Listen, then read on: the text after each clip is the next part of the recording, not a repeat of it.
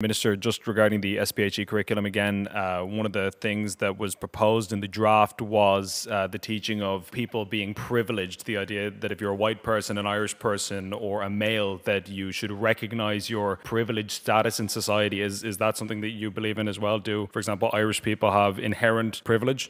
I think what is being taught is that, and thank you for the question, I think what is being taught really in our schools is that each one of us have a responsibility to look out for the next, to support the next. If a person or an individual, whether within the school community or outside of, and I want to acknowledge the great work that's done in schools in terms of looking further afield as well, in terms of respecting others, ensuring that all that we would do in our schools and all that we would do as individuals and collectively would be acknowledge that we would support, respect, be mindful of the challenges or difficulties that any one person would have at any given time, and if we are in a better position, then that we would at any given time support someone else. And that swings and roundabouts in life, isn't it? You know, at any given time, one person can be in a better position than another, and then very quickly afterwards that could change the other way around. And that's what's been taught in our schools, cultivating generosity of spirit, cultivating inclusion, cultivating respect for within the school community, but also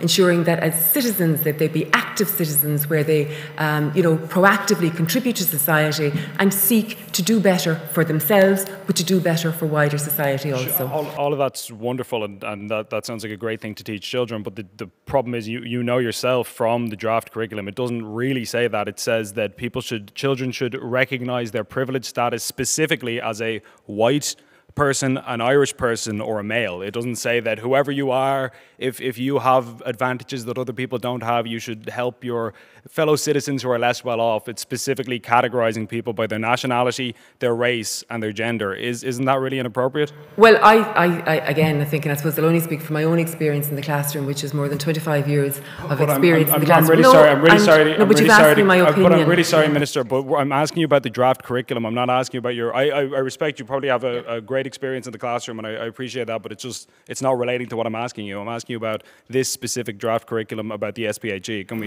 talk about that, please? And again, I suppose in the first instance, you say what you're referring to here is a draft, and I'm saying to you that the experience within the school will always be to focus on where you're in a position to want to, and each one of us wants or desires for each one of us to improve our own outlook in life. As we do that, we would seek to do likewise for others, irrespective of their background, irrespective of their gender. It's about fostering inclusivity, fostering better society, a society where we nurture and we care for not just ourselves, that we think beyond ourselves, we think towards others as well. And that's the general thrust.